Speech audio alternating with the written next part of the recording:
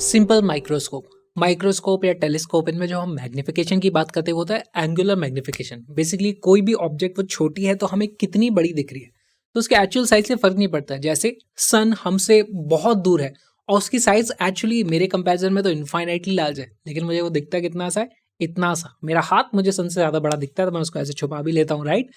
तो हम बात करते हैं एंगुलर मैग्निफिकेशन की, राइट। अब हमें समझना है कि किस तरीके से चीज़ें काम करती है। जैसे सिंपल माइक्रोस्कोप की बात करूं, मुझे कोई छोटी सी ऑब्जेक्ट देखनी है, मान लो मुझे इस नील कटर को देखना है, तो अगर मैं इसको इतनी पास ले आऊं तो देखो इसके लिए बहुत बड़ा है, ऐसा लग रहा है मुझे बहुत ही बड़ा है। आप किसी भी चीज़ को इतनी पास लाओगे, सामने बड़ी से बड़ी बिल्डिंग हो वो इसके आगे छोटी लगने लगेगी, लेकिन ये आपको ब्लर्ड दिखेगी, आपको क्लियरली नहीं दिखेगी। तो किसी भी ऑब्जेक्ट को कितनी दूर से देख रहे हैं फर्क पड़ता है, उसकी हाइट हमें कितनी नजर आ रही है। बेसिकली यहाँ पे हम बात करते हैं एंगल्स की। इसने मेरी आंखों पे कितना एंगल सबटेंड किया। कोई बहुत बड़ी बिल्डिंग है, वो अगर बहुत दूर है तो वो छोटा सा ही एंगल इस तरीके से मेरी आंखों पे सबटेंड करेगी। ऑलराइट, अब हमारे पास मान लो कोई ऑब्जेक्ट है इस तरीके से, जिसकी हाइट है हाइट ऑफ ऑब्जेक्ट इस तरीके से, वो मेरी आंखों पे मैक्सिमम कितना एंगल सबटेंड कर सकती है। जब मैं उसको पास लाते जाऊंगा तो बड़ी होती जाएगी, लेकिन एक डिस्टेंस के बाद वो ब्लड दिखने लगेगी। तो वो डिस्टेंस कौन सा है जहां तक वो मुझे क्लियरली दिखती है, वो था हमारा कैपिटल डी, जिसको हम बोलते हैं least distance of distinct vision. तो ये है हमारे पास डी। तो उसको मैं बोलूंगा कि अनएडेड आई पे, अनएडेड आई यानी कि आंखों में कुछ नहीं किया हमने, तो हमें जो एंगल दिखाई देता है उसको मैं क्या लिख सकता हूं, tan theta nought will be equal to, यहाँ पे देखो वो वाली वैल्यू कितनी है, एच नॉट अपॉन डी। इसकी वैल्यू आती है एच नॉट अपॉन डी। अब फॉर स्मॉल एंगल्स हम लिख सकते हैं theta nought is approximately equal to H nought upon D. ये तो मुझे अनएडेड आई से दिख रहा था। अब मुझे उसी चीज को थोड़ा और बड़ा करके देखना है, बेसिकली वो मुझ पे बड़ा एंगल सबटेंड कर दे। तो हम बीच में एक इस तरीके का लेंस ले आते हैं और उस लेंस की फोकस पॉइंट पे हम उस ऑब्जेक्ट को रख देते हैं। तो यहां से देखो जो भी रे जाएगी वो इस तरीके से जाने वाली है और ये रेस पैरेलल हो जाएंगी। तो ये पैरेलल हो जाएंगी बेसिकली, तो उसकी इमेज एक्चुअली इनफाइनाइटली लार्ज बन जाएगी।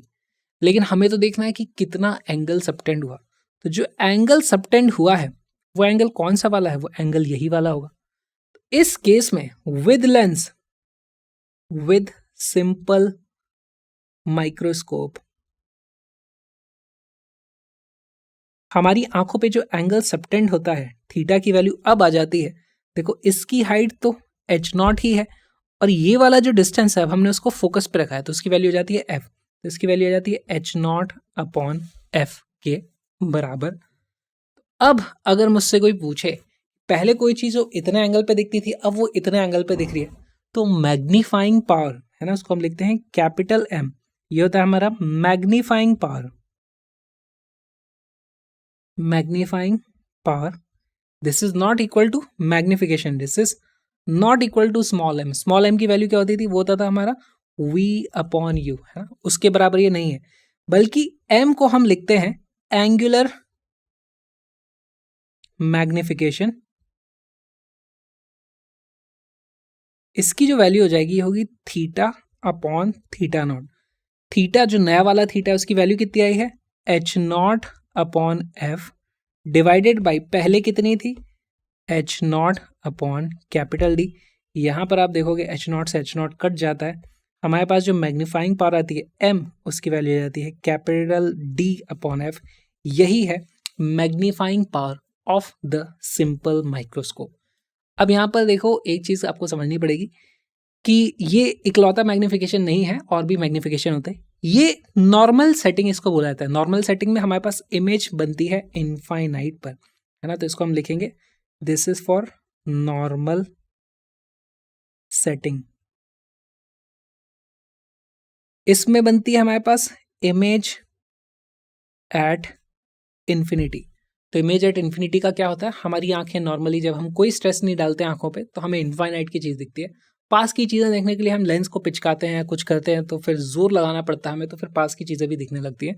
बेसिकली इसमें हमारे पास नो स्ट्रेस ऑन आइज ऐसा होता है ना। तो कभी आपसे बोला जाएगा कि ऐसी सिचुएशन है जब पे आंखों पे कोई स्ट्रेस नहीं पड़ रहा है, फ्रीली आप देख पा रहे हो, इसका मतलब वो नॉर्मल सेटिंग है, यानी कि इमेज इन्फिनिटी पे बनी होगी। एक और केस है, अगर मैं इसी ऑब्जेक्ट को थोड़ा और पास ले आऊं तो अब मेरे पास जो इमेज बनती है वो कैपिटल डी पे बन जाती है।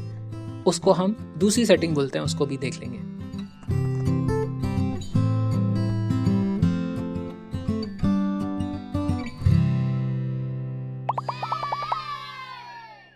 सिंपल माइक्रोस्कोप में अब हमें देखना है नियर पॉइंट एडजस्टमेंट। देखो हमारे पास ऑब्जेक्ट को हम डी पे रखते थे तो हम अनएडेड आई से देख सकते थे, तो हमें कुछ उसकी साइज दिखती थी। फिर हम उसको पास लाते हैं तो वो फोकस पे आ जाता है, तो उसकी इमेज इन्फिनिटी पे बनती है, तो वो थोड़ा और एंगल सबटेंड करती है। लेकिन हम इसको और पास ला सकते हैं, इसको जब और आगे लाऊंगा तो अब इसकी इमेज कैपिटल डी पे बनेगी, क्योंकि कैपिटल डी तक का तो मैं देख सकता हूँ। तो इस बार थोड़ा और एंगल सबटेंड होता है, तो अब हमें और इमेज थोड़ी ज़्यादा दिखती है। लेकिन क्योंकि अब हमारी ऑब्जेक्ट इनफाइनाइट पे नहीं थी, वो कैपिटल डी पे थी, तो इसको देखने में हमें आंखों पे थोड़ा जोर तो डालना पड़ता है। ठीक है, तो उसको हमें यही समझना है। अब इसकी कैलकुलेशन किस तरीके से होगी वो समझो। इस केस में इमेज बनती है एट डी, तो हमारे पास v की वैल्यू हो जाती है, यहाँ पे देखो कौन सी वाली साइड है, इस तरफ वाली साइड पॉजिटिव होगी, तो v की वैल्यू आ जाती है -d। ऑब्जेक्ट कहाँ रखेंगे, तो इसमें देखो ये जो डिस्टेंस था ये तो हमारे पास फोकस के बराबर, फोकल लेंथ के बराबर था, उससे थोड़े कम पे ही रखा है, तो उसको मैं बोल देता हूँ लेट्स से, उसको बोला जाएगा ऑब्जेक्ट एट XE। इसको ध्यान रखना, ये आपको पता चल जाएगा कि जब भी हमें नियर पॉइंट एडजस्टमेंट करना होगा तो हम ऑब्जेक्ट को XE डिस्टेंस पे रखते हैं। और वो XE क्यों बोला है, क्योंकि E का मतलब होता है आई पीस, तो आपको एक कंपाउंड माइक्रोस्कोप में भी इसकी जरूरत पड़ने वाली है। ठीक है, XE हमें पता करना है। इमेज की फाइनल इमेज कहाँ बनेगी हमें पता है, और फोकस हमारे पास लेंस का दिया हुआ होता है, तो यहाँ से हम लेंस फार्मूला लगा देंगे 1/v - 1/u = 1/f। वैल्यूज रखो, 1/v की जगह मैं रख दूंगा 1/- का d -1/- का XE। ये सब सिर्फ मैग्नीट्यूड थे ना, तो हमारे पास u की वैल्यू कितनी आ जाती है माइनस का XE। ये बस डिस्टेंसेस थे, = 1/f। हमारे पास ये कॉन्वेक्स लेंस है, इसकी फोकल लेंथ वैसे भी पॉजिटिव होती है। यहाँ से हमारे पास XE की कुछ वैल्यू आएगी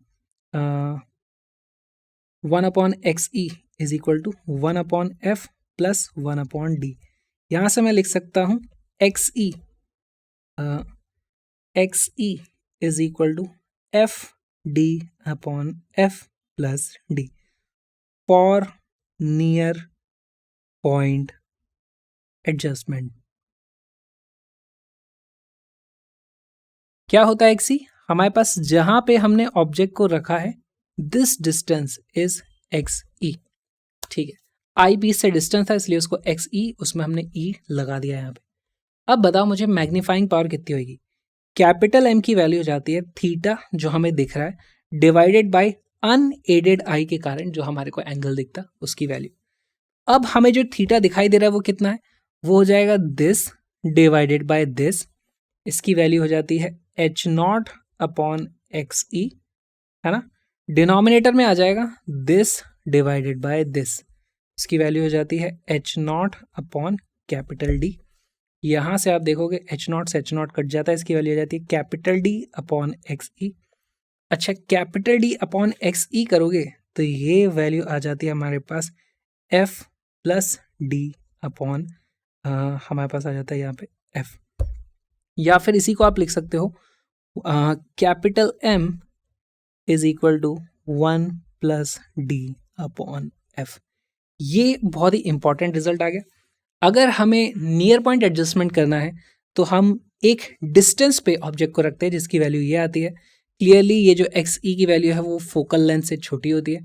दूसरी चीज़, हमारे पास जो मैग्नीफाइंग पावर आती है, नॉट मैग्निफिकेशन, मैग्नीफाइंग पावर या एंगुलर मैग्निफिकेशन की वैल्यू आती है 1 + D/F। ये दो फॉर्मूले बहुत इंपॉर्टेंट है। ये हो गया नियर पॉइंट एडजस्टमेंट।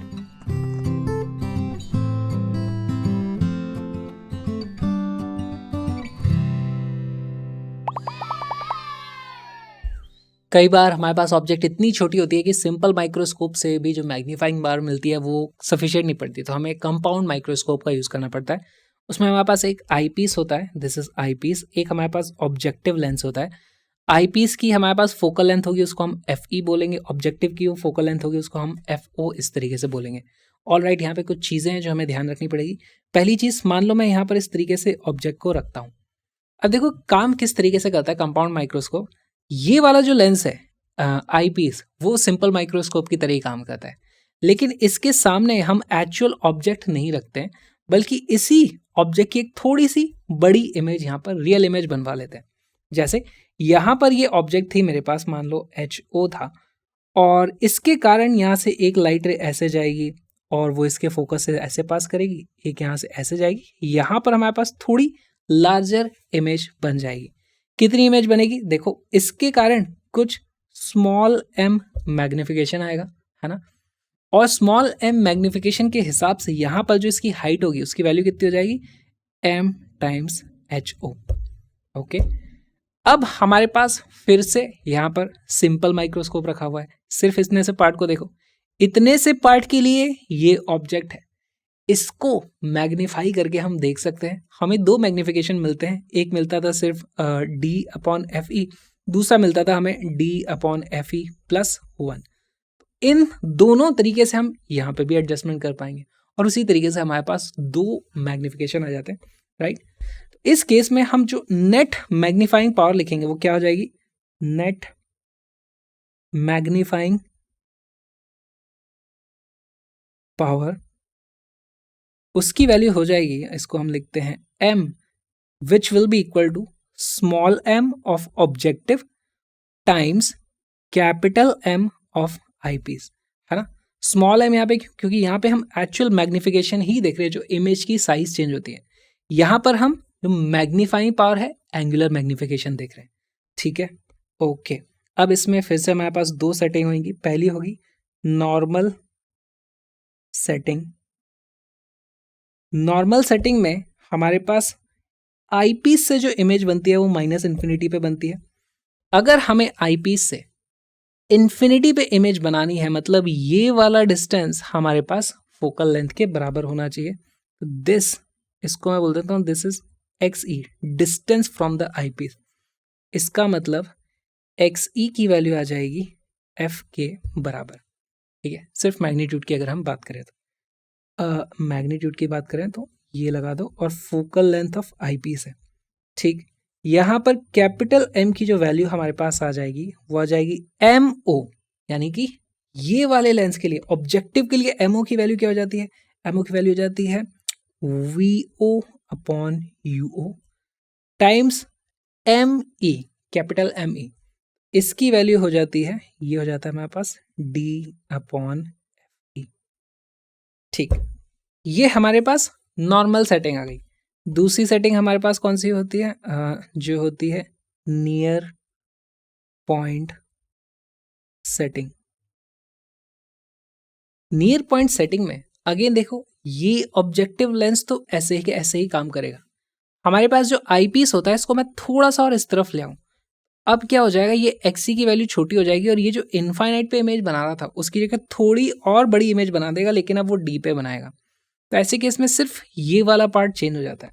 तो हमारे पास जो V फाइनल आती है उसकी वैल्यू आ जाएगी -D के बराबर। यहाँ से देखो ये पॉजिटिव साइड है, ये जो लेंस बनाता है इमेज बनाएगा -D पे, वो D जहाँ पे भी आ रहा है वहाँ पे इमेज बना देगा, और इसको मैं लिखूंगा VE, क्योंकि आईपीस से जो हमारे पास फाइनल इमेज बनी है उसकी बात हम कर रहे हैं। ऑलराइट, हमारे पास XE की वैल्यू कितनी हो जाएगी, XE मतलब लेंस और ये इमेज में कितना डिस्टेंस है। हमने अभी देखा था सिंपल माइक्रोस्कोप में कि अगर नियर पॉइंट सेटिंग करते हो तो XE की जो वैल्यू होती है वो आनी चाहिए FD/F+D, इस डिस्टेंस के बराबर वो होना चाहिए। क्योंकि यहाँ पर हमारे पास दो अलग अलग लेंस है तो मुझे बता देना चाहिए ये आईपीस की बात हो रही है, तो इसके नीचे लगा दो इस तरीके से E, इस तरीके से E। ऑलराइट, हमारे पास अब कैपिटल M की वैल्यू जो आ जाएगी, देखो सेम फॉर्मूला ये वाला लग जाएगा।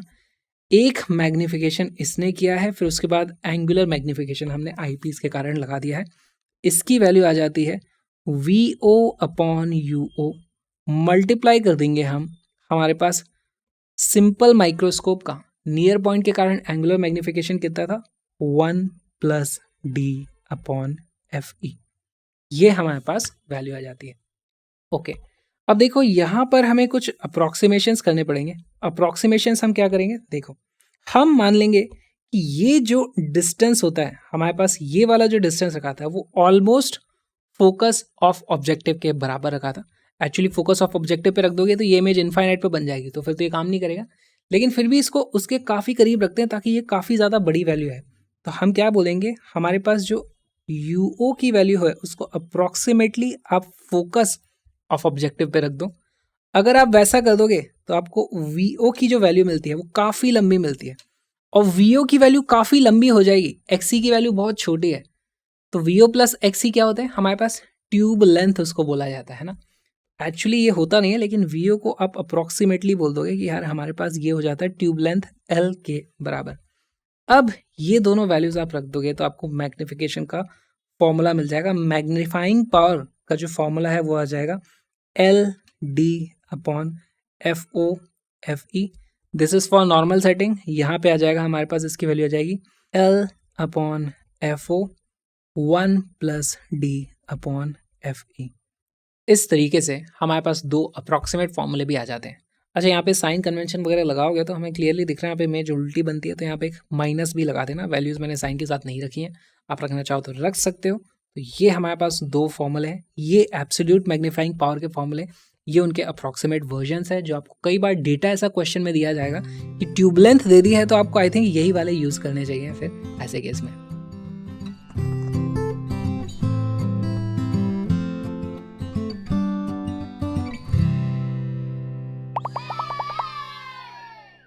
The two lenses of a compound microscope are of focal length 2 cm and 5 cm. If an object is placed at a distance of 2.1 cm from the objective of focal length 2 cm, तो देखो हम हमेशा focus के पास में ही रखते हैं object को, ताकि बहुत बड़ी सी उसकी रियल इमेज बन जाए, जिसको फिर हम आईपीस से और बड़ा करके देख लेते हैं। The final image forms at the least distance of distinct vision of a normal eye. तो यहाँ पर हमारे पास नियर पॉइंट सेटिंग है, नॉर्मल सेटिंग नहीं है। Find the magnifying power of the microscope. बहुत ही अच्छा सा सवाल है। आपको क्या करना है, मैग्नीफाइंग पावर जो आएगी वो आएगी मैग्निफिकेशन बाय ऑब्जेक्टिव। ऑब्जेक्टिव ने कुछ बड़ा करके इमेज बना दी ना, इस तरीके से होगा हमारे पास। यहाँ पर ऑब्जेक्टिव है, ऑब्जेक्टिव के सामने इस तरीके से ऑब्जेक्ट रखी हुई है, तो ये कुछ बड़ी करके इस तरीके से हमारे पास इमेज बना देता है। और उसके बाद हमारे पास यहाँ पे रखा हुआ होगा कुछ इस तरीके से आईपीस, है ना, और वो इसकी हमारे को फिर से इमेज बना के दे देगा। कहाँ पे बना के देगा, इस तरीके से डी पे। ये वाला डिस्टेंस हमारा डी होगा, और जहाँ पे भी जाएगा दिस इज एट डी। ठीक, इस तरीके से हमारे पास इमेज बनने वाली है। यहाँ पर आपको एक मैग्नीफाइंग पावर आ जाएगी आईपीस की, ठीक है, और ये है least distance of distinct vision वाली। तो इसी को आप लिख सकते हो MO इंटू ये वाली जो वैल्यू आ जाएगी वो आ जाएगी 1 + d/FE। ये हमारे पास मैग्नीफाइंग पावर नेट आने वाली है। वीडियो को पॉज करो, अब क्वेश्चन को सॉल्व करो।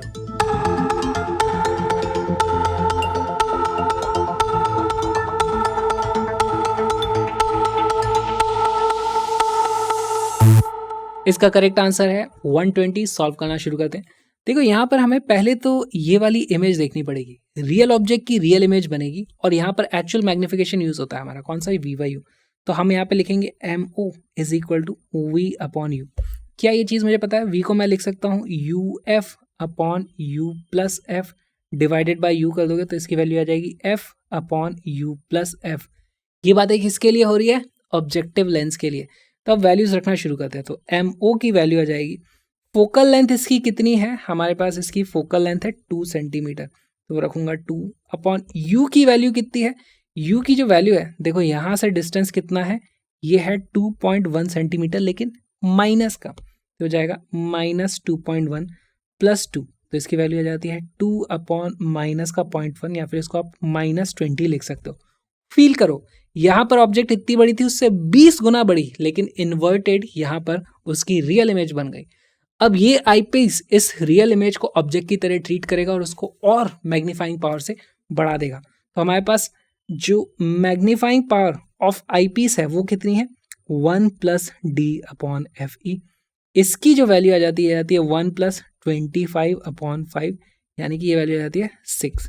तो हमारे पास नेट मैग्निफिकेशन जो आ जाएगा उसकी वैल्यू आ जाएगी -20 टाइम्स 6, इसकी वैल्यू आती है -120।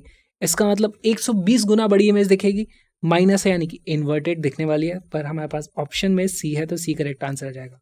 ऑल्टरनेटिव इस क्वेश्चन का कैसे बना सकते हैं, ये बोला है कि भाई इनने डिस्टिंक्ट विजन का जो लीस्ट डिस्टेंस होता है वहां पे इमेज बनाई, उसकी जगह नॉर्मल सेटिंग होती तो क्या होता, ये इमेज इन्फिनिटी पे बनती।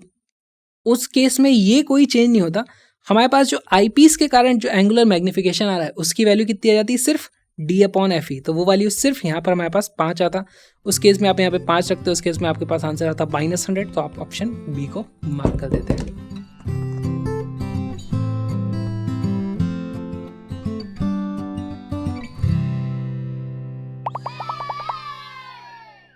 A compound microscope consists of an objective lens of focal length 1 cm and an eyepiece of focal length 5 cm with a separation of 10 cm। तो देखो डायग्राम बनाते चलते हैं।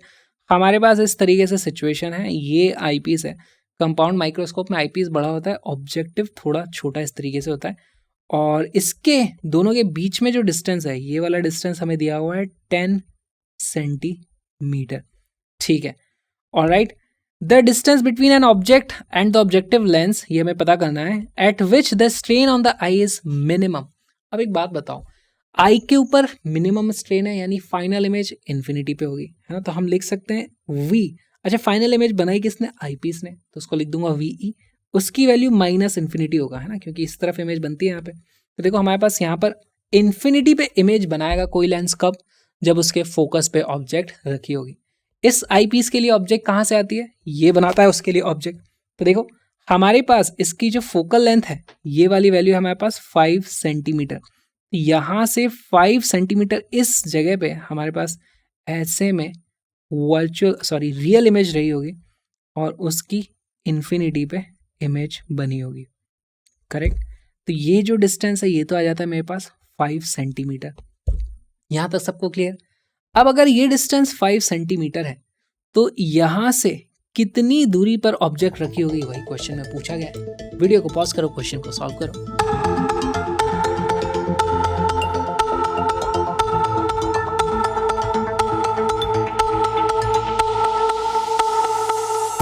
इसका करेक्ट आंसर है 50। सॉल्व करना शुरू करते हैं। देखो अगर हमारे पास ये वाला डिस्टेंस 5 सेंटीमीटर है, टोटल 10 था, तो ये वाला भी आ जाता है हमारे पास 5 सेंटीमीटर। तो फॉर ऑब्जेक्टिव हम यहाँ पर लिख सकते हैं कि v की वैल्यू तो आ जाती है +5 सेंटीमीटर, फोकल लेंथ उसकी दी हुई है +1 सेंटीमीटर। तो क्या मैं u निकाल सकता हूँ, हमारे पास 1/v - 1/u is equal to 1/f होता है। यहाँ से मेरे पास वैल्यू आ जाएगी 1/u is equal to 1/v यानी कि 5 minus 1/f which is equal to 1।